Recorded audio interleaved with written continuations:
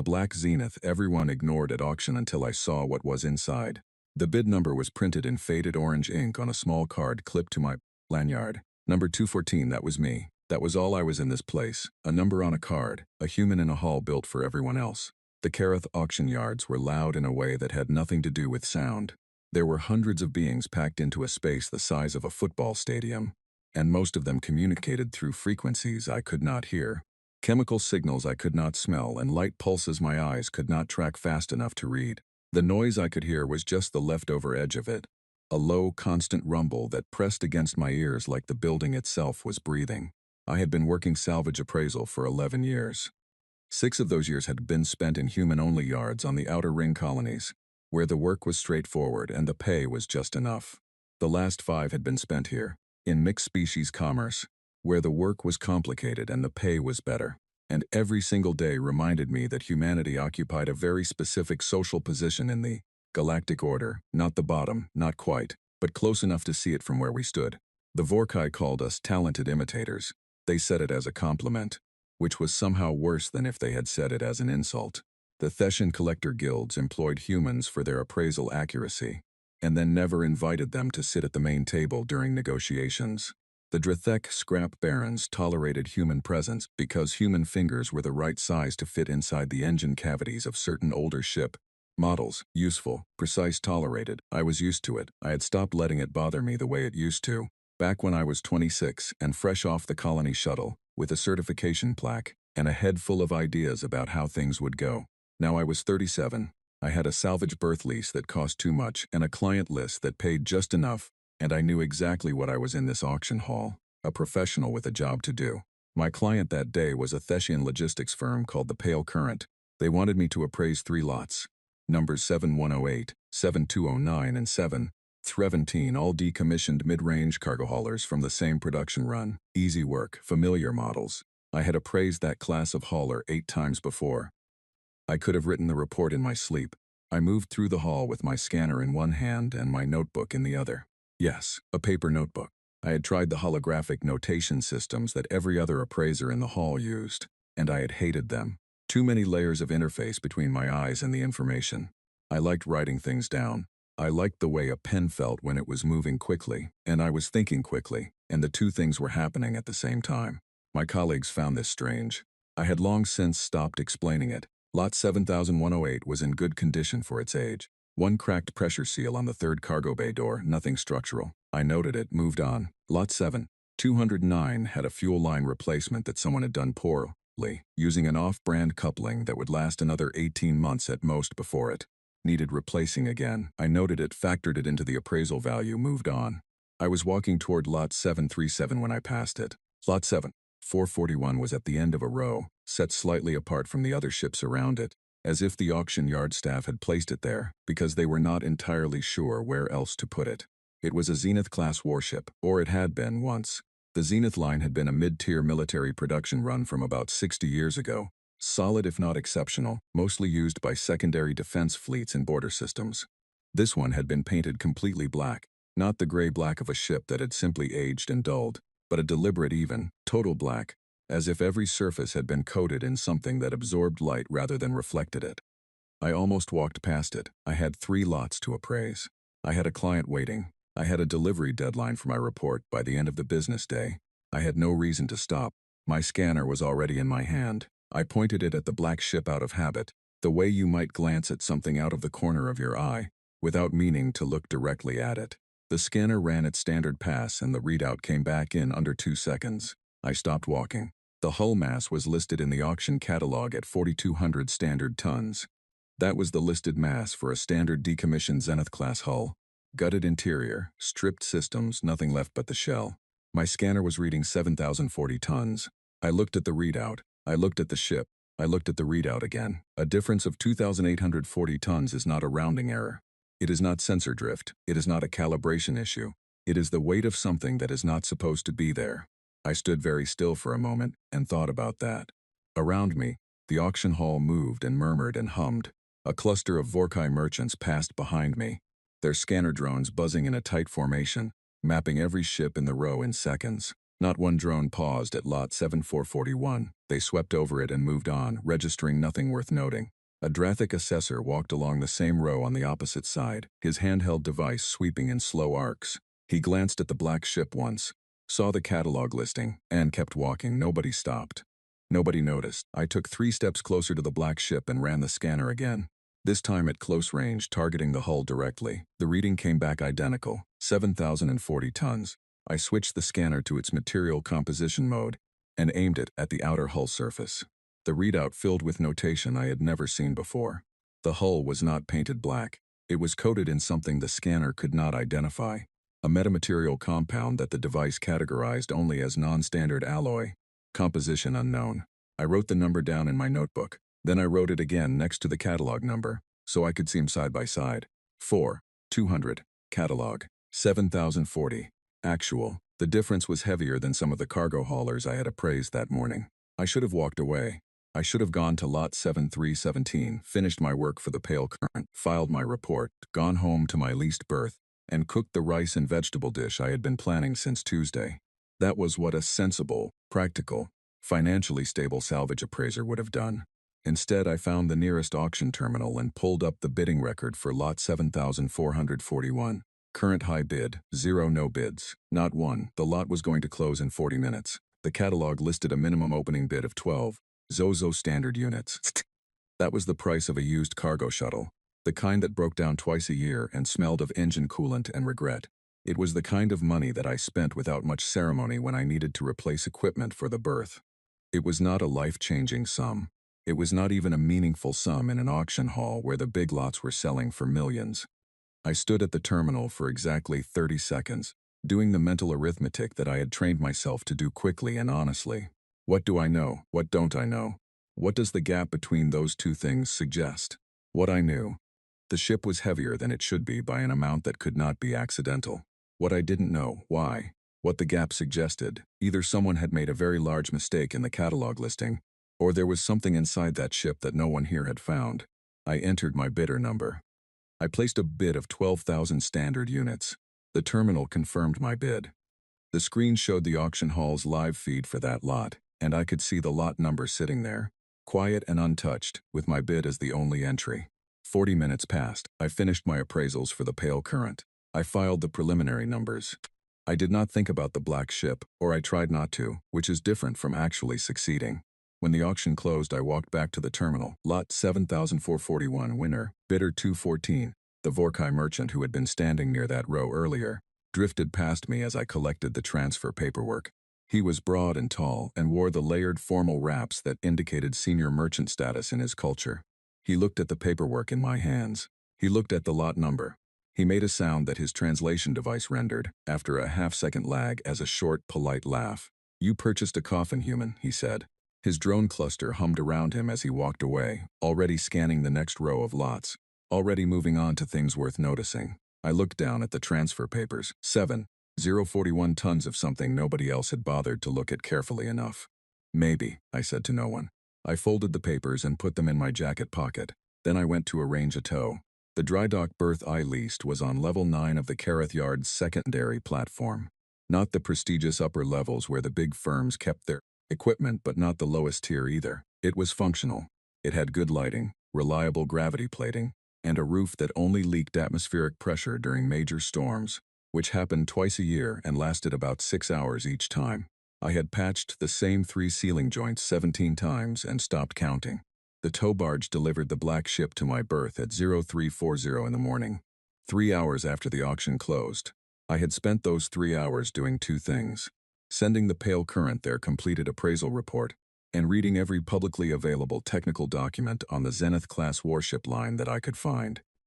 There were 47 documents. I read all of them. The standard Zenith-class hull, fully equipped and combat-ready, weighed 5,800 tons. The decommissioned, stripped variant, which was what the catalog had listed, weighed 4,200 tons. No variant, no modification package, no extended configuration listed in any of those 47 documents produced a ship weighing 7,040 tons. I was standing on the dock platform when the tow barge pulled the black ship into the berth and locked it into the anchor clamps. The berth lights reflected off the hull, and I noticed again what I had noticed at the auction. The surface did not reflect properly. Light hit it and seemed to stop. There were no highlights, no sheen, no variation of brightness across the surface. It was as if the ship was somehow less present than the space around it, as if it was a silhouette of a ship rather than a ship itself. I walked a full circle around it, keeping about 3 meters of distance, just looking. The hull was seamless at first inspection. No obvious hatches, no visible airlock seals, no external sensor arrays. All of those things had been covered. The coating was not just paint. It had been applied in a way that filled every joint, every seam, every exterior fitting, so that the surface read as a single continuous form. From a distance, in the wrong light, it would look like a block of dense material rather than a ship. Someone had spent serious time and resources doing this. That was not the work of a quick paint job before an auction. That was a deliberate, careful, expensive process. I brought in the first outside help the next morning. A scanner technician named Owen Percy, one of the best equipment operators on the platform, someone I had worked with 4 times before and trusted completely. Owen ran a full-spectrum scan of the hull and came back to me 12 minutes later with a look on his face that I had never seen on Owen before. Owen was unflappable. He had once calmly continued scanning a ship while a coolant line 3 meters above him burst and sprayed the ceiling. Owen did not look unflappable now. "Marin," he said, and then stopped. "What did the scan show?" I asked. "That's the thing," he said. "The scan shows that the interior of this ship is a vacuum. Complete absence of anything, like it's just an empty sphere." I waited. "Then I ran a density pass," he said, "and it shows the interior as solid rock, granite density roughly." I waited again. "Then I tried a thermal map," he said, "and it came back as deep ocean. Cold, pressurized, liquid. None of those things are true at the same time. None of those things are true at all. My equipment is telling me 3 completely contradictory things about what is inside this hull, and I have no idea which one is real, if any of them are real, and I need you to understand that I find this personally upsetting." He took his equipment and left the berth before lunch. He was polite about it, but he left. I brought in 2 more specialists over the next 2 days. A structural resonance analyst named Clara Whitfield, who had 15 years of experience reading ship interiors through their vibration patterns. She lasted 6 hours before her equipment started producing results she described as physically impossible and probably a sensor malfunction. "Except I calibrated everything this morning and I know it isn't." She left, taking her instruments with her and leaving a very short invoice. The second specialist was a former military systems analyst named Declan Marsh, who had clearance to operate scanning equipment that was not available to civilian appraisers. He lasted 4 hours. He did not offer an explanation when he left. He just packed his case, looked at the ship for a long moment the same way you might look at something large and unpredictable in the middle of a road, and walked out. After Declan left, I sat on a crate at the edge of the dock platform and thought carefully about what these 3 experienced professionals had in common. They all used advanced, AI-assisted, digitally calibrated equipment. Every scan they ran was processed through software that received data, ran it through algorithmic filters, and produced a readable output. The equipment was excellent. The software was current. The results were nonsense. The hull was designed to defeat exactly that kind of reading. Whatever the coating was made of, it was built to interact with electronic scanning in a specific way. Not by blocking it completely, which would have been obvious, but by feeding it contradictory data. The scan would return a reading, but the reading would be wrong in a different way every time, so that any automated system trying to analyze the results would find no consistent pattern to work with and produce nothing useful. I thought about that for a while. I thought about who would build something like that, and why. Then I thought about what was left when you took away every electronic tool. I went to my equipment locker at the back of the berth and opened it. Most of what was inside was standard salvage gear, plasma cutter, adhesive clamps, pressure testing equipment, emergency seals. But at the bottom of the locker, in a canvas roll that I had carried with me since my first salvage job 11 years ago, was a set of tools that I had never once used on a professional job, and had taken light teasing about from every colleague who had ever seen them. A set of hand-ruled measuring tapes, calibrated in centimeters, a mercury spirit level in a wooden case, a mechanical compass, 2 boxes of graph paper, and a collection of fine-tipped marking pens in 6 colors. I had bought them at a teaching surplus sale when I was 24, because there had been a class in classical engineering methods at my certification school and I had been the only student who actually liked it. The instructor, an old man named Arthur Vane, who had spent 30 years on analog-era maintenance ships, before retirements changed everything, had told me once that the most reliable information about any physical object was the information you gathered with your own hands, your own eyes, and a tool that had no software to corrupt its reading. I had not really understood what he meant at the time. I understood it now. I unrolled the canvas, laid out the tools on a clean work table, and got started. What I did over the next 14 hours was methodical and slow and deeply satisfying in a way that I had not expected. I worked my way around the entire hull with the measuring tape, taking a reading every 20 centimeters and recording each one on graph paper. I used the spirit level to check every surface for true horizontal and vertical. I used the compass to map the exact shape of every curve. My hands moved over the surface of the hull in systematic rows, feeling for variations in texture, for rises or depressions, for changes in the density of the coating. The coating was not uniform. That was the first thing I found. There were areas, specific, bounded areas, where the material was slightly thinner. The variation was small enough that any electronic scanner, looking for gross structural features, would have missed it entirely. To a hand running slowly and deliberately along the surface, paying attention, it was there. I mapped every one of those areas on my graph paper. When I had finished and stepped back to look at the map I had made, the pattern was clear. There were 4 such areas on the port side of the hull, 3 on the starboard, 2 on the ventral surface. Each one was roughly oval, roughly the same size, and each one was centered on what my hands could feel, faintly, as a raised edge running just beneath the coating, a seam. Covered, filled, smoothed over, but still physically present, because no amount of coating material can change the underlying geometry of a hull that was built with access points built into it. 9 hidden hatches. 9. A gutted, worthless auction hull does not need 9 hidden hatches. I chose the largest of the ventral hatches because it was closest to what I estimated, based on my hull measurements, was the geometric center of the ship. I got the plasma cutter from the locker. I adjusted the blade depth to exactly the thickness of the coating, shallow enough to cut through the surface material without touching whatever was underneath, and I began to cut. The coating came away in a single curved piece, like the rind of a fruit. Underneath it was a standard hatch seal, completely intact, the same kind I had opened hundreds of times on decommissioned ships. The locking mechanism was manual, a wheel turn release, no electronic component at all, no keypad, no biometric reader, no signal handshake required, just a wheel. I turned it 3 full rotations, the same standard number for that class of seal. The hatch released with a pressure equalization hiss, which told me immediately that the interior was not vacuum, not liquid, not granite. It was pressurized atmosphere. Real, breathable, maintained atmosphere, inside a ship that every scanner in the auction hall had registered as a gutted, empty shell. I pushed the hatch open. The interior was not gutted. I had seen enough decommissioned Zenith-class ships to know exactly what a gutted interior looked like. Bare structural ribs, stripped conduit channels, scorch marks where the main systems had been removed, a general impression of a building after all the furniture has been taken out. This interior looked like none of those things. The corridor that opened up below the hatch was lit by a dim, low-power bioluminescent strip along the base of each wall, the kind of emergency lighting that stays active for decades without any power input. The walls were intact. The conduit channels were full.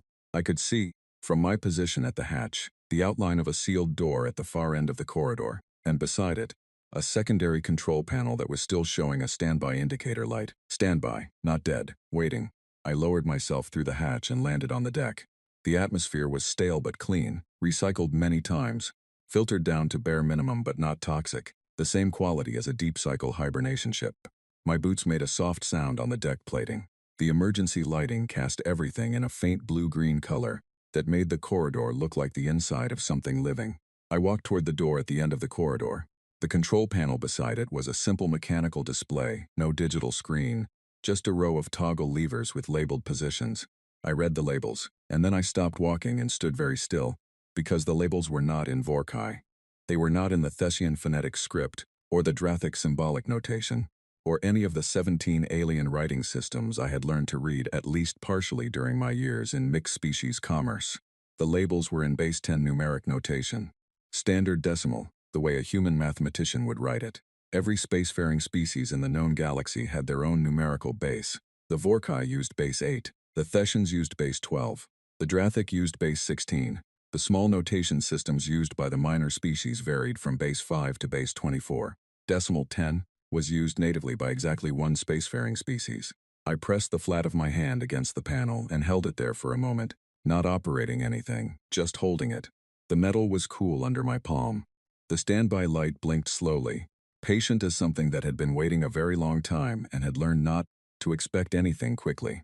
There was a door beyond this panel, and beyond the door was whatever had added nearly 3,000 tons of mass to a ship that everyone in the most well-attended auction in the sector had walked past without stopping. Someone had built this ship to be invisible to every scanner in that hall, and they had left the lock in a language that only I, in that entire auction yard full of species from across the galaxy, could read without a translation device. I reached up and moved the first toggle lever. The toggle levers moved in a sequence that I worked out by reading the labels carefully and thinking about it for about 90 seconds. It was not a complicated lock. It was not trying to be a complicated lock. It was trying to be a lock that only someone who read decimal notation would recognize as a lock at all. To anyone else, the panel would look like a simple mechanical ventilation control, the kind that every ship class from that era had, standard issue, nothing remarkable. Only when you read the labels and understood what the numbers meant did the sequence become apparent. A 4-number combination, the kind a human child would recognize immediately, drawn from the most basic properties of a circle. 3141. The first 4 digits of pi. The door opened. The room on the other side was small, about 4 meters by 5 meters, with a low ceiling and walls that had been lined, floor to ceiling, with storage panels. Every panel was sealed. In the center of the room, mounted on a pedestal that had been bolted to the deck, was a device about the size of a large travel bag. It was rectangular, with a matte gray casing, and it had a single activation surface on its face, a flat dark oval that I recognized after a moment as a biosensor. Not a biometric lock, a biosensor. The distinction was important. A biometric lock checked for a specific pre-registered identity. A biosensor checked for a specific biology. I pressed my palm against the oval. The device came on, not the standby flicker of emergency systems. It came fully on, with a clear, steady glow that lit the room properly for the first time, and a quiet mechanical sound from somewhere inside the casing, like a small, precise machine that had been waiting patiently for a very long time, and was now very gently starting up. The oval shifted color from dark to a warm amber. A speaker in the casing produced a sound, not a tone, not an alarm, but a voice. A human voice, speaking in standard English, in the particular accent of the northern coastal colonies, the same accent my mother had. "If you are hearing this," the voice said, "then you are human. You found this ship at auction, and you were paying close enough attention to notice what everyone else missed. My name is Elias Voss. I was a xenarchaeologist. I was also, until about 8 years before I recorded this message, a reasonably respected one." The amber light on the biosensor held steady. The voice continued. "I'm going to tell you something that the Galactic Council has been working very hard for a long time to make sure no one ever hears. I need you to listen to all of it before you decide what to do with it. I know you will want to stop and react. Please don't. There will be time for that after. The full record is stored in the panels around this room, and everything I'm about to tell you is supported by documentation that I spent 22 years collecting. But I want you to hear it from me first, because documents don't have context, and context is the difference between understanding something and just knowing it." I sat down on the deck. There was no chair in the room, but my legs had made the decision for me. I sat and I listened. Elias Voss had been born in 2041 on the Callaway Colony, a small research settlement on the edge of human-occupied space. He had studied xenoarchaeology at the Meridian Institute, specialized in pre-contact galactic history, and spent the first 15 years of his career doing exactly what his field required: cataloging, analyzing, and publishing findings about the ruins and artifacts left behind by civilizations that had risen and fallen before humanity made contact with living, alien cultures. It was, he said, a quiet career. It was a career in which nothing particularly dramatic was supposed to happen, because the civilizations he studied had been gone for thousands of years, and could not, by definition, do anything to anyone anymore.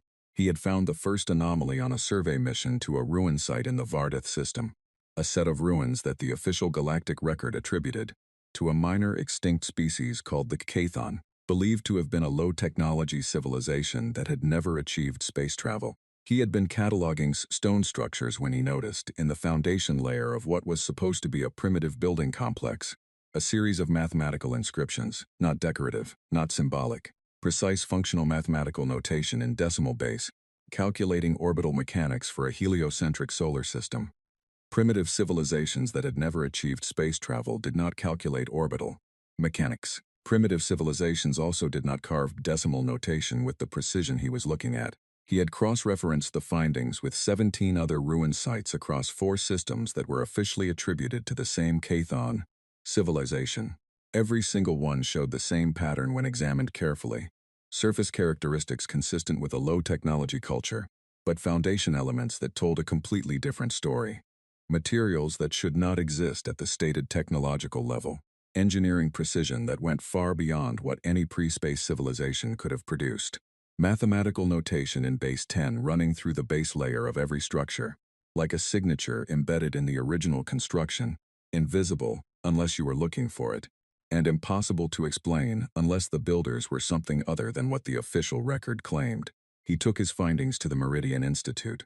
They told him his survey equipment had been compromised. He replaced the equipment and resurveyed. He got the same results. He took the new results back to the Institute. They told him he was misinterpreting the data. He asked them to send an independent team to verify. They sent a team. The team's report, when it was published, found nothing unusual at the Vardith site. Elias went back to the Vardith site himself and found that the foundation layer he had documented had been removed, not eroded, not disturbed by time, removed cleanly, completely, and recently. That was when Elias Voss stopped publishing his findings and started hiding them. Over the next 22 years, he visited 63 ruined sites across the galactic arm. He worked alone, used analog instruments, kept no digital records, and told no one what he was looking for. What he found site by site, survey by survey, built into a picture so large and so consistent that he said in the recording that there had been a period of about 2 years, around the middle of his investigation, when he had not been able to sleep properly because every time he lay down in the dark and closed his eyes, the scale of what he was looking at simply would not let him rest. The ruins were not from a collection of different minor extinct species. They were all from one species, one civilization, a civilization that had been spacefaring, not just spacefaring but dominant, expansive, architecturally sophisticated, mathematically advanced, approximately 12,000 years ago, a civilization that had built ports, relay stations, navigation beacons, and research outposts across a sweep of the galactic arm that covered every system now occupied by every major species in the current Galactic Council, the Vorkai home system, the Thessian cluster, the Drathek primary worlds. Every single one had, in its geological and archaeological foundation, the same base layer, structures built by the same hands, using the same methods, in the same mathematical language, and that language was base 10 decimal. I want to be precise about what I am saying, Elias said from the recording, and his voice was level and careful in a way that told me he had practiced this part many times. I am not saying humans built those ruins. I am saying the species that built those ruins used the same mathematical base system that humans use, natively and exclusively. I am saying that when I took genetic samples from every human skeleton recovered from pre-contact archaeological sites and compared them against the genetic markers I found preserved in certain biological artifacts from those ruins, the match was not approximate, it was complete. I am saying that 12,000 years ago, there was a spacefaring human civilization. They called themselves the Caliph. I found the name in 17 separate inscription sets that occupied and shaped this entire galactic arm, and that civilization ended in an event I cannot fully reconstruct, and after that event, a small surviving population was resettled on a single planet called Earth, with no memory of what they had been, and the rest of the galaxy moved into the space they left behind, and built empires on their ruins. The room was very quiet. The Galactic Council knows, Elias said. Not all members, not at every level, but at the senior levels. Among the species who have been part of the Council the longest, the Vorkai and the Thessians especially, they know. They have known for at least 300 years. The Vorkai have a private archive called the Null Record that contains 700 years of suppressed xenoarchaeological data. I found 2 references to it in intercepted administrative communications, and it took me 4 more years to locate a partial copy. A portion of that copy is in the storage panels behind you. I had not moved from the deck in a long time. I realized my hands were flat on the floor on either side of me, as if I needed the physical contact to stay anchored to something real. I couldn't go public with this, Elias said. I tried. I was discredited. My institution pulled my credentials. My access to survey sites was revoked. My published papers were retracted. They were thorough, and they were fast. And by the time I understood what was happening, I had nothing left that the official record would accept as legitimate. But I had the physical evidence. I had the samples, the photographs, the documents. I had 22 years of work that no one had managed to find because I had never stored any of it electronically. He paused. When he spoke again, his voice was quieter and carried something that I recognized as the particular tiredness of someone who had been carrying something very heavy for a very long time.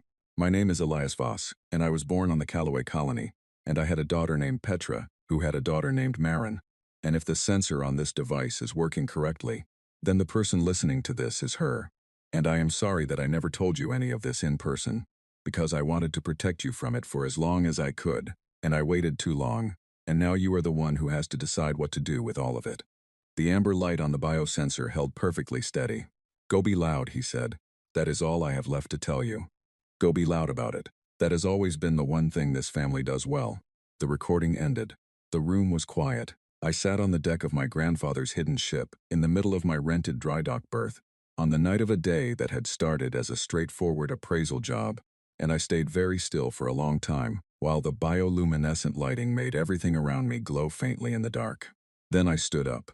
I opened the first storage panel. I started reading. The storage panels held 41 archive cases. Each case was sealed, each one numbered in that same neat decimal hand, and each one was filled with the physical evidence of 22 years of a man working alone in the corners of the galaxy, trying to prove something that the most powerful organizations in known space did not want proven.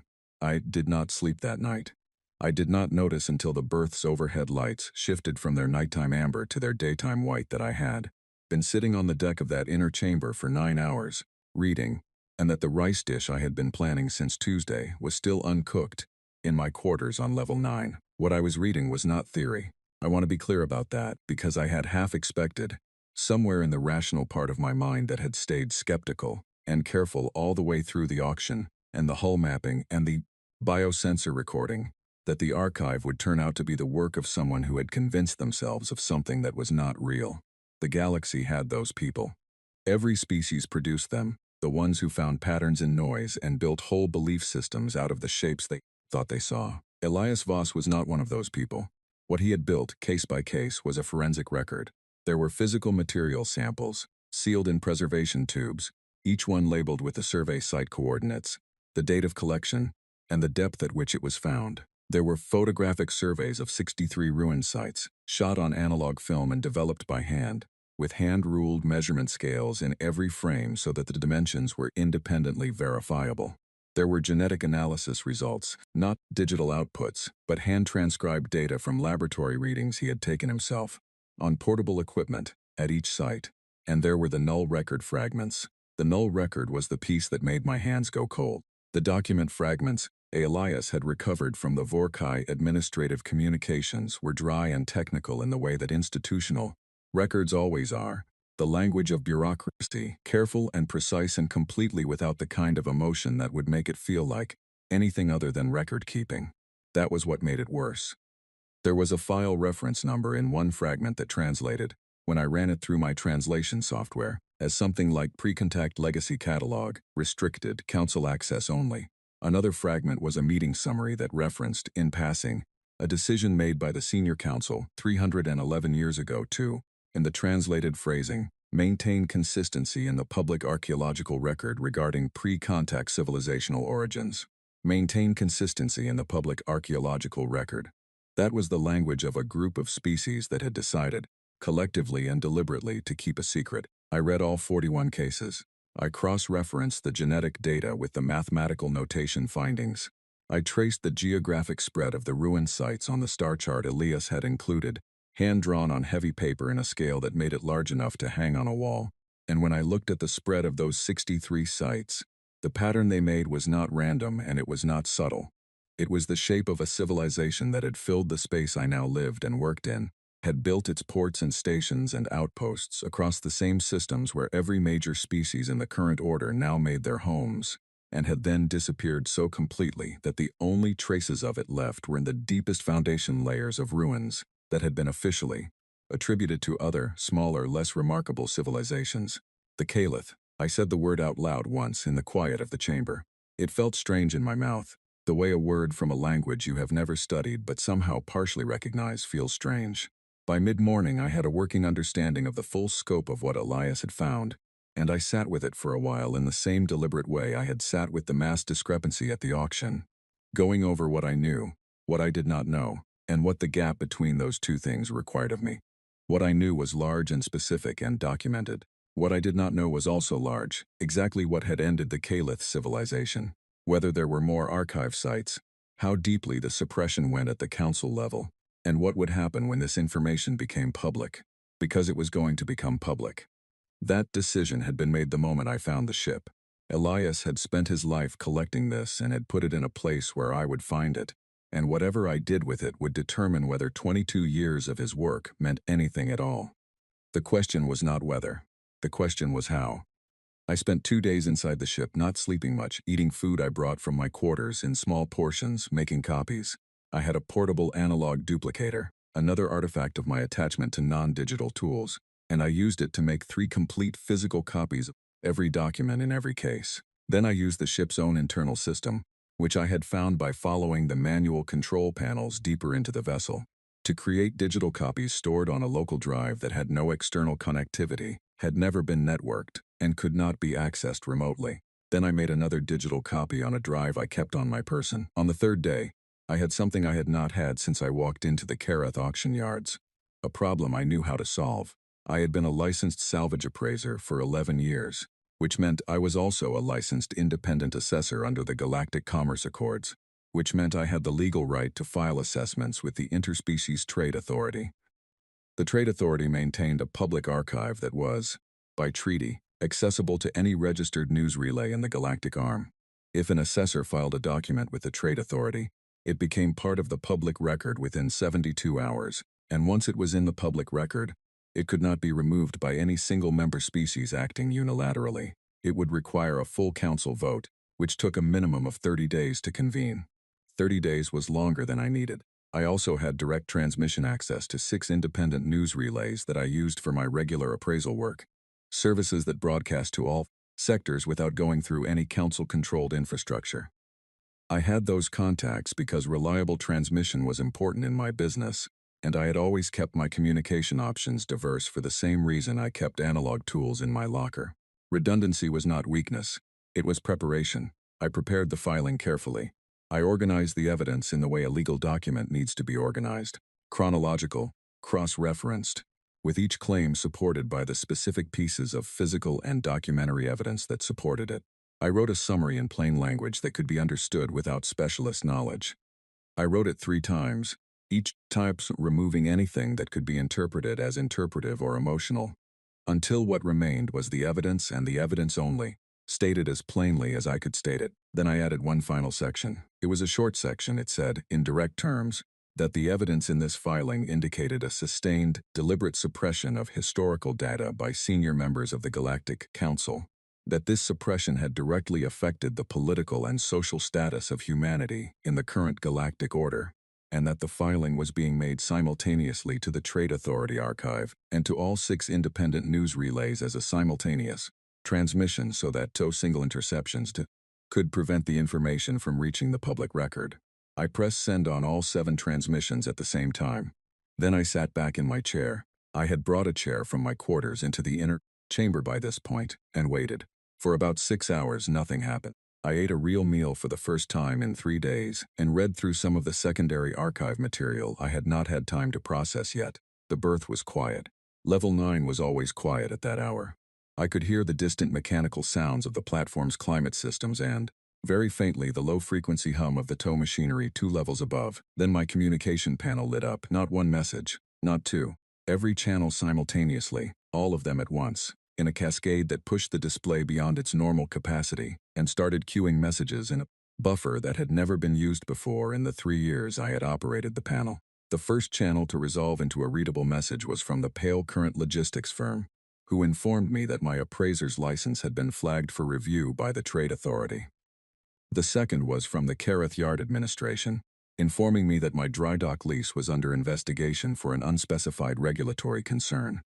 The third was from a law firm I had never heard of, representing an unnamed client, informing me that legal proceedings regarding the unauthorized disclosure of protected materials were being initiated. 3 messages, all within minutes of my transmission going out, all aimed at the same target. My credentials, my lease, and my legal standing. They were fast, I gave them that. I opened the next message in the queue. It was from a news relay called the Open Circuit, one of the 6 I had transmitted to, and it said, in the concise style that relay operators used when they were moving quickly, "Received your package, verifying. This is going to be a very interesting week. Stay reachable." The message after that was from a second relay, then a third. Then the trade authorities' automated confirmation of my filing, time-stamped and signed, which meant that as of that moment, the document was in the public record. I closed the legal firm's message without responding. I closed the pale current message without responding. I looked at the dry dock lease notification and thought about the rent I had paid through the end of the month and decided that the Kerith Yard administration was welcome to have a very complicated conversation with me about it at a time of my choosing. I opened a new channel and started a live broadcast. I had a portable camera unit that I used for documentation shoots during appraisals. I set it on a clamp mount, pointed it at the chair I was sitting in, and adjusted the framing so the background showed the inner chamber of the ship. Clearly, the sealed storage panels, the pedestal with the biosensor device, the bioluminescent lighting along the walls. I checked the transmission quality. I confirmed the broadcast was going out live through the ship's internal antenna system to the same 6 relays I had used before. Then I sat down in the chair, looked at the camera, and started talking. I have never thought of myself as a particularly good speaker. I am better at written communication than spoken, and better at listening than either. But I had grown up on colony broadcast culture, where the news came in fast and edited itself for clarity, and I had spent 11 years explaining complex appraisal findings to clients who had varying levels of technical knowledge, and the combination of those two things meant I could speak clearly about complicated things, without making them feel more complicated than they needed to be. I talked for 4 hours. I explained where I had found the ship and why I had looked at it when everyone else had walked past. I showed the mass discrepancy in the original scanner reading.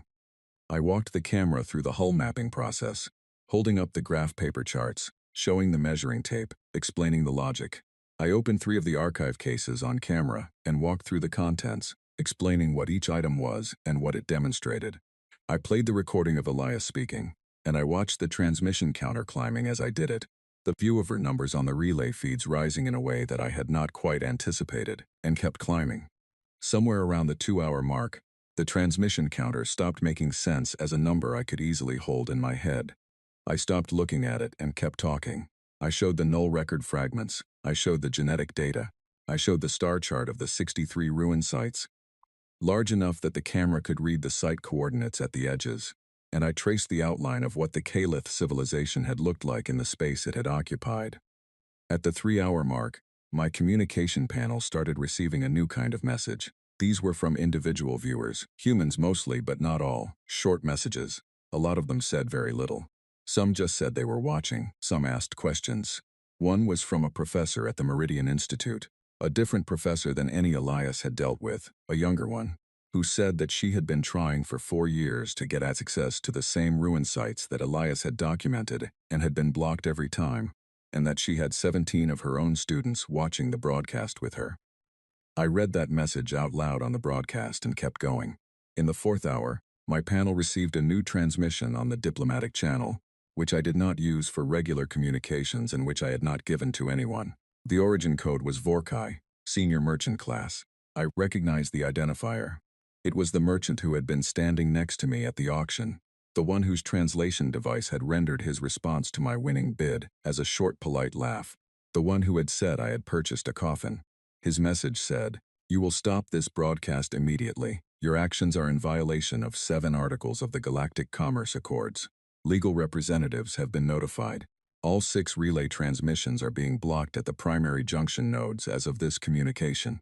I read his message out loud on the broadcast. Then I explained, on camera, exactly why it was too late for that to matter. The Trade Authority filing had been in the public record for almost 4 hours. The relay transmissions had already been received and were being rebroadcast by the relay's own secondary distribution networks, which did not route through the primary junction nodes. Physical copies of every document in the archive were held in 3 separate locations I had not disclosed, and the broadcast itself was still going out through 6 different feeds simultaneously because the relay operators, who were professionals and who understood exactly what they had received, had already shifted to backup routing. The diplomatic channel lit up again. Same identifier, I did not open it. I looked at the catcher and said, "My name is Marin Voss. My grandfather spent 22 years gathering the evidence you have now seen. He hid it in the one place he believed no one with the power to suppress it would ever bother to look carefully. He was right. I found it because I noticed something that didn't add up. And I was too stubborn to walk away from an unanswered question. The information in this archive belongs to every person in this galactic arm, because it is the history of every person in this galactic arm. It always was. Now it is simply no longer a secret." I reached over and ended the broadcast. My communication panel was displaying a number in the viewer count field that I genuinely could not process as a real quantity. I stared at it for a moment. Then I set the panel to route all diplomatic channel traffic to a holding queue, made myself a cup of tea from the emergency provisions in the ship's galley, which was intact and stocked, because of course it was, and sat back down in my chair to wait and see what the galaxy was going to do next. The first Vorkai warship arrived at 200 the following morning.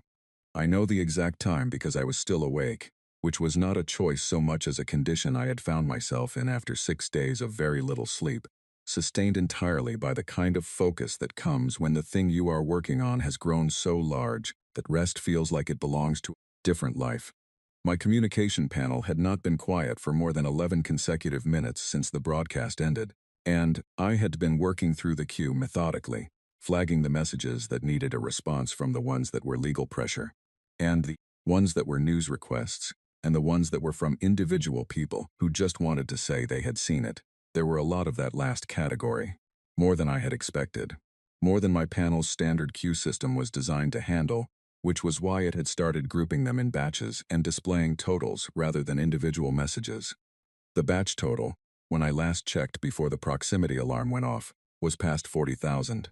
The proximity alarm was for the berth's perimeter sensors, which were designed to alert me if anything large entered the dock approach corridor without a registered landing clearance. Vorkai warships did not typically bother with landing clearance at civilian berths. They considered it optional. I pulled up the external camera feeds. The ship that had entered the approach corridor was not large in the way that carrier-class vessels are large. It was the compact, dense kind of large that military vessels of that class were designed to be, shaped for speed and threat rather than capacity. It had positioned itself about 200 meters from the berth entrance, which was the standard holding distance that said we are here, we are watching, and we want you to know both of those things before we say anything else. I opened the diplomatic channel queue. There were 14 new messages from the same Vorkai merchant identifier, stacked in sequence, each one progressively less polite than the last in a way that told a clear story about the hours between the broadcast ending and right now. The most recent one, sent about 40 minutes ago, did not use the word request at all. It used words that my translation software flagged with the notation, high formality, implied consequence, and rendered as something close to. Your physical presence and all materials in your possession are hereby subject to council recovery proceedings, and you will make yourself available immediately. I filed it in the legal pressure folder, the same way I had filed the 11 before it. Then the second proximity alarm went off. A second ship had entered the corridor on the opposite approach vector, not Vorkai. The beacon signature was Theshan, a Collector Guild enforcement vessel, which was a category that officially was not a military ship, but which everyone who dealt in mixed-species commerce knew functioned as one in practice. It was larger than the Vorkai warship, slower, built for presence rather than speed, and it had taken up a position about 300 meters from the berth entrance on the opposite side from the first ship. Both ships had clear lines of sight to my berth. Neither of them had clear lines of sight to each other, because the dock approach corridor ran in a curve along the edge of the platform, and the two ships were at opposite ends of that curve. The Vorkai ship could not see the Thessian ship. The Thessian ship could not see the Vorkai ship. Each of them thought, from their position, that they were the first to arrive. I had 10 seconds to decide to wood that information before the third proximity alarm went off. The third ship was Drathek. It came in fast from a high approach angle and took up a position above and between the other two, which meant it had the most tactically flexible position of the three, and had probably been watching the approach corridor long enough to know where. The first two were before it committed to its own position. The Drathek were methodical that way, patient. They liked to understand the arrangement of a situation before they inserted themselves into it. 3 ships, 3 species, all responding to the same event. None of them, as far as I could tell from the approach vectors, having communicated with the others before arriving. I opened a new broadcast channel, the same setup as before, camera pointed at my chair. I did not go live yet, I just prepared it. The way you set a pot of water to heat before you need it, because you know you are going to need it. Then I opened my communication panel and sent a message on the open frequency diplomatic channel, which all 3 ships would receive simultaneously. This is Marin Voss, salvage appraiser, license number 200, registered to berth 9 Alpha at Kareth Yard. I am aware of the 3 vessels currently in the approach corridor. I am currently in the process of organizing a public response to several legal communications I have received in the past 18 hours. I will be available for a joint communication in approximately 20 minutes. Please stand by. The 20 minutes was specific. Not 15, which would have felt rushed, not 30, which would have felt stalling. 20 was enough time to establish that I was calm and organized without suggesting that I needed the time to compose myself. I used 16 of those minutes to contact Owen Percy. Owen picked up on the second ring, which meant he was awake, which I had suspected because Owen followed commercial news feeds obsessively. And the story that had started with my broadcast had been the lead item on every major relay for the past 12 hours. Marin, he said immediately. Owen, I said, I need 3 things from you. I need you to make physical delivery of the archive package I left in secure storage under your name to the Meridian Archive on Callaway Colony. I need you to do it in person, not by freight. And I need you to not tell anyone you're doing it until you've done it. There was a short pause. What's in the package? Physical duplicates of everything in the archive. A complete second set. Another pause. You made 2 copies. I made 4, I said. The other 2 are already in locations I'm not going to mention. But the Callaway copy is the one I want documented as delivered to a public institution. The Meridian Archive has independent treaty status. Once those materials are in their possession, no council action can touch them. I heard Owen exhale slowly in the way he did when he was recalculating his assessment of a situation. When did you have time to do all this? I haven't slept properly in a week, I said. It turns out that helps with productivity. I'll be on the first available shuttle, he said. Take care of yourself, Marin. I thanked him and closed the channel. Then I spent the remaining 4 minutes reviewing the key points I wanted to make clearly in the next conversation, the way I always reviewed an appraisal report before delivering it to a client. What is the central finding? What supports it? What does the client need to understand? And what is the one thing I absolutely cannot let get buried in the details? At the 20-minute mark, I opened the diplomatic channel and addressed all 3 ships simultaneously. This is Marin Voss. I am opening a joint communication channel now. I am also restarting my public broadcast. Both channels are live at the same time, so this conversation is being heard publicly. I want to acknowledge that I am speaking to representatives of the Vorkai, the Thessian, and the Dretha communities simultaneously, and that I am aware this is an unusual situation for all parties involved. There was a moment of silence on the channel that had a specific quality to it.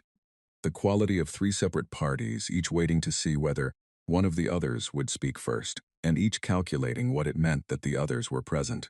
The Drathek spoke first, which I had expected.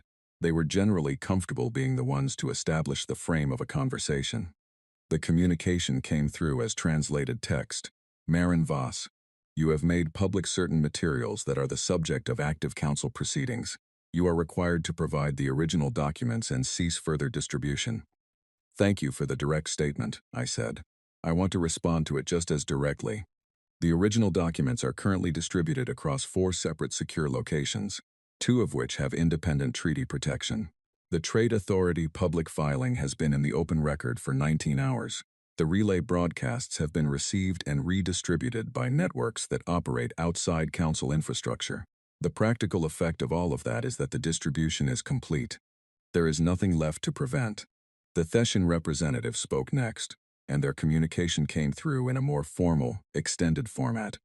The core of it was a claim that the materials I had released were incomplete, improperly contextualized, and constituted a misrepresentation of the historical record that the Council was legally obligated to correct through its established processes. I understand that concern, I said.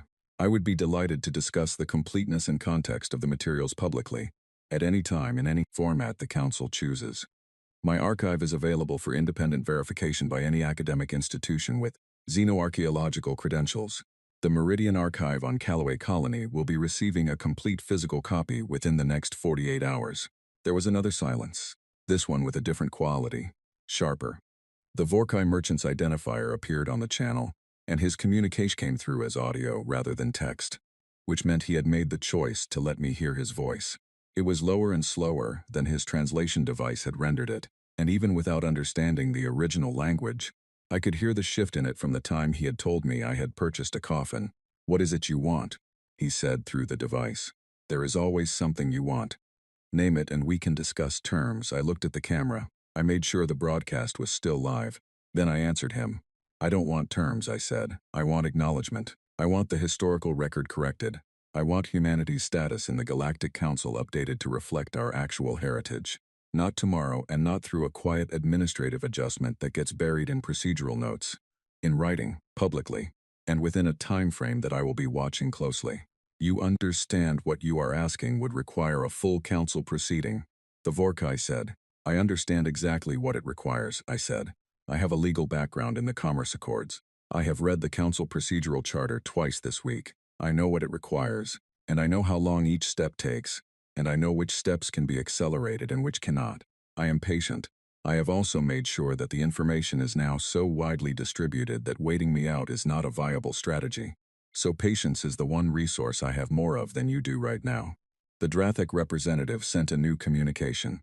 This one was the longest they had sent, and when the translation completed, it was something I had not anticipated. Not a threat, not a demand, but a question. A careful serious question, framed in the formal Drathik academic register that their researchers used when they were genuinely inquiring rather than negotiating. The question was, how certain was I of the genetic analysis methodology, and was the original sample preservation adequate to support the confidence level I had claimed in the broadcast? I answered that question thoroughly, specifically, and at length, because it was a real question and it deserved a real answer, and because the moment I engaged with it as a real question, the nature of the conversation changed from confrontation to discussion, and discussion was something I was very comfortable sustaining. Somewhere during my answer to the Drathik's question, the Theshan representative sent a new communication. It was short. It said that the Theshan Collector Guild Council would be convening an emergency session to review the procedural status of certain historical archive materials, and that a formal statement would be issued within 72 hours. 72 hours, not 30 days. Not a full council session request, an emergency session, which meant they had decided, somewhere in the conversation, that the public stance of denying the evidence was less viable than the public stance of managing the response to it. I kept talking to the Drathik academic representative, who had asked a follow-up question about the notation inscription analysis, and kept the broadcast running, and let the implications of the Theshan statement sit in the open channel, where anyone listening could draw their own conclusions. The warship stayed in the approach corridor for another 2 hours. Then, without announcement, the Vorkai vessel broke its holding position and moved to a different quadrant of the platform. The Theshan vessel followed, taking a completely different exit vector. The Drathik vessel was the last to leave, and before it did, the academic representative sent one final communication, a request for a formal scholarly interview, conducted through the interspecies academic exchange with a proposed date 6 weeks out. I accepted the request. I noted the date in my paper notebook. Then I looked at the communication panel queue and started working through the next batch of messages, because the queue was not getting any shorter, and the story that had started with a mass discrepancy on a scanner readout was not done yet by a long way. I had not been afraid during any of it. That surprised me a little when I had the space to notice it. 3 warships, legal threats from 4 separate organizations, the entire structure of galactic political order making itself felt all at once, and what I had felt throughout was not fear but a very particular kind of steady alertness. The same thing I felt when I was in the middle of a complicated appraisal and everything depended on reading the information correctly and not flinching from what it said. My grandfather had called it stubbornness. I thought it was something simpler. I thought it was just what happened when you found the true weight of something and refused to put it down until you knew exactly what you were holding. 3 months after the auction, I sat in a room that cost more to maintain per day than my annual dry dock lease, surrounded by heads of state, and tried to remember the last time I had eaten something that was not bought from a vending unit or handed to me by a logistics assistant while I was on a call. The Kalith Heritage Commission convened in the Interspecies Administrative Center on Karath, Station's upper level, A building I had walked past 100 times in 11 years without ever going inside, because it was not the kind of building that was open to appraisers, or to humans in general, in any practical sense. The foyer alone was the size of a docking bay, with ceiling panels that displayed a slow-moving star map of the galactic arm and floor tiles that had been cut from stone quarried on 5 different worlds, laid in a pattern that represented the founding treaty of the original Galactic Council. I noticed the human worlds were not in the pattern. We had not been part of the original treaty. We would be after this. There were 22 species represented at the commission table. Every seat was occupied by someone with a title. I had been introduced that morning in the official proceedings summary as Independent Appraiser and Primary Evidence Holder, Calith Heritage Commission. That was my title. I was the only person in the room without a diplomatic or academic credential after their name, and I was the only person in the room whose title included the words Independent Appraiser. And I was also the only person in the room who had been offered the position of leading the Commission's first survey initiative, which I had accepted before the offer was finished being made. The Vorkai merchant, his name, which I had learned in the weeks of formal communication following the standoff, was Verath Kolnessian, was seated 2 positions to my left. He was a senior merchant council representative now, a title that had been hastily assigned to him once it became clear that he was going to be a central figure in however this resolved. Because the Vorkai did not like having people involved in important proceedings without a formal title for them to hold. He had not spoken to me directly since the night of the broadcast.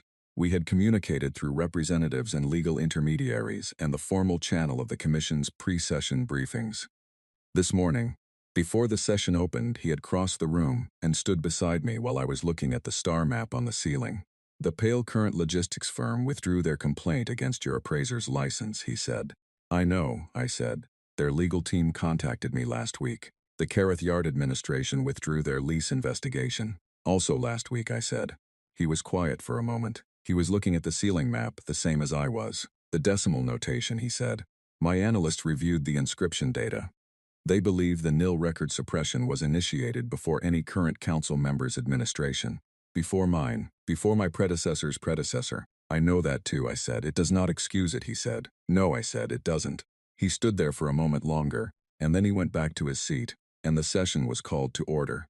What happened in that room over the next 6 hours was, on the surface, the kind of procedural and formal work that sounds very dry when you describe it, motions and amendments and recognized statements and votes on protocol. But underneath the surface, it was the kind of work that changed the architecture of how things were arranged.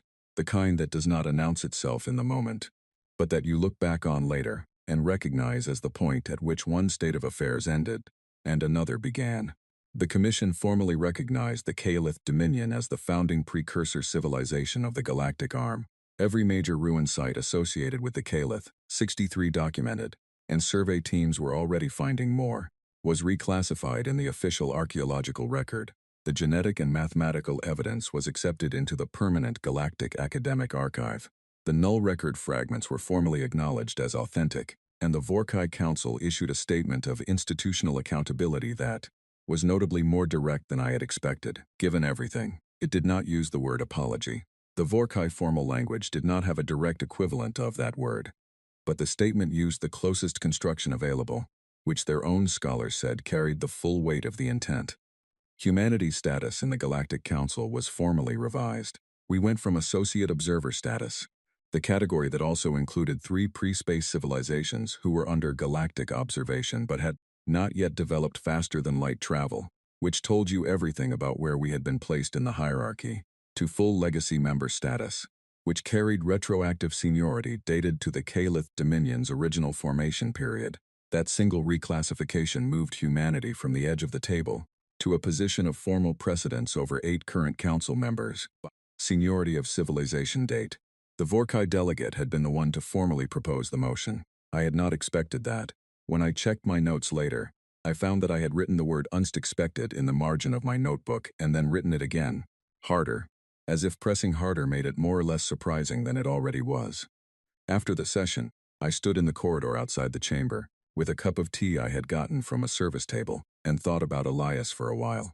Not the recording version of him, the voice in the amber light, tired and precise and careful. I thought about the version of him I had known before I found the ship. The grandfather I had visited twice as a child on the Callaway colony, who kept unusual objects on shelves and cooked well, and never talked about his work in any detail that I could remember. I thought about whether he would have found today satisfying, or whether he would have found it inadequate, and I decided, based on everything I now knew about how he thought, that he would have found it both simultaneously and would have been deeply interested in the difference between those two reactions. The survey initiative was formally approved at the close of the session, with a budget that was 3 times what had been proposed in the preliminary planning documents, because 4 species had independently added to the budget. Once the commission vote made the initiative's outcome politically important to be associated with.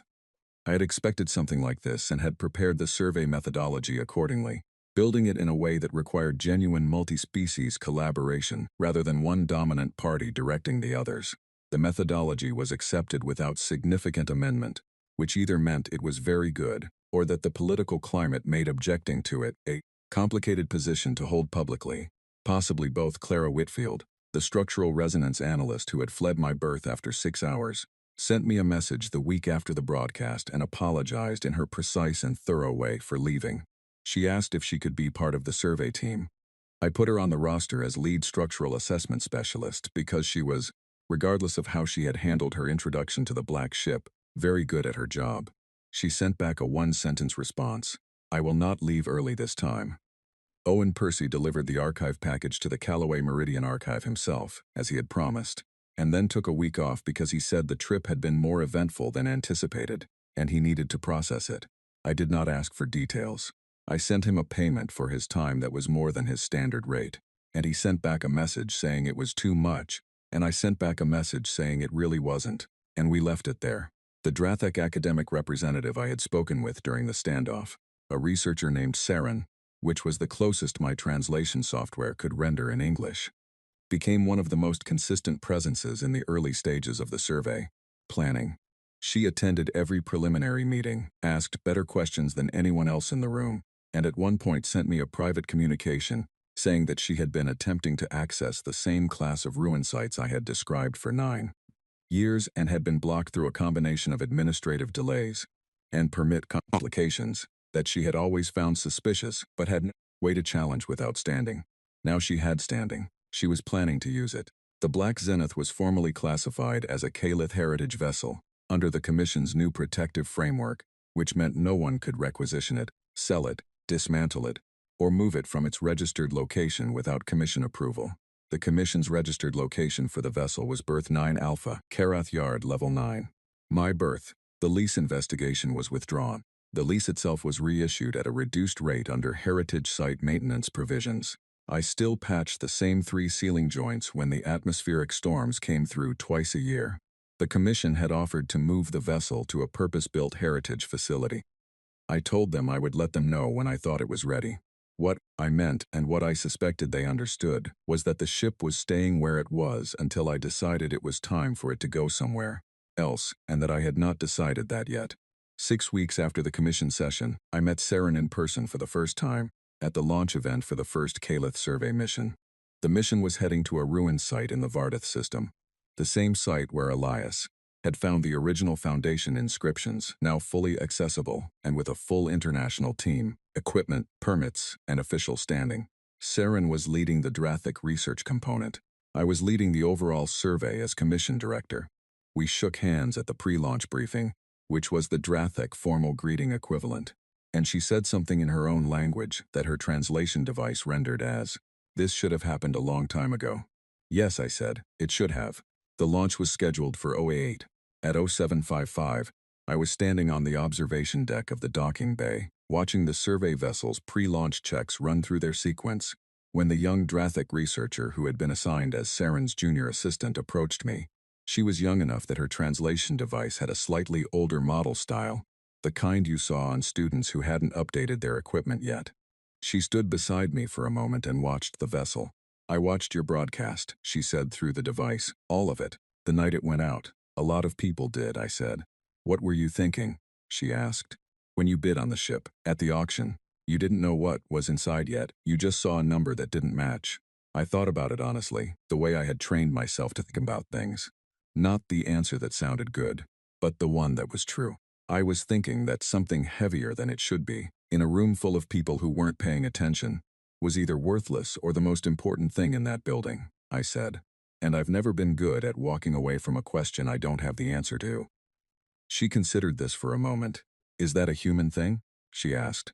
I used to think it was just my thing, I said. Now I'm not so sure. At 0800 exactly, the survey vessel's engines came on. The sound they made traveled through the deck plating and up through my feet before it reached my ears. A low, deep vibration, solid and real. The kind of sound that something large makes when it wakes up after a long rest, and is not in any hurry to rush but is very definitely going. Somewhere Saren appeared beside me on the observation deck. She was not given to unplanned conversation. This was the most spontaneous I had seen her since we met. She looked at the survey vessel, then at the docking bay beyond it, then at me. I have been waiting for this for 9 years, she said. I know, I said. I'm sorry it took this long. Don't be sorry, she said. Just go quickly. Below us, the survey vessel cleared the docking clamps and rose slowly into the open space above the platform. Its running lights came on, white and amber, and it turned on its heading axis to point toward the transit corridor that led to the jump zone. The motion was deliberate and unhurried, and it made a clean line against the dark. I watched it go until it cleared the platform edge, and the running lights were the only part I could still see. Steady and moving, carrying everyone aboard toward a site that had been buried under layers of wrong attribution for 12,000 years, and was now simply going to be looked at carefully and honestly by people who were prepared to write down exactly what they found. My notebook was in my jacket pocket. My hand was on it. I had not written anything yet, but I would, and when I did, the number I wrote first would match the number I found, and the difference between those two things would be exactly 0, because that was the only way I knew how to do this work. The running lights held steady in the dark, and then they crossed the platform edge, and the ship was gone, and the survey had begun.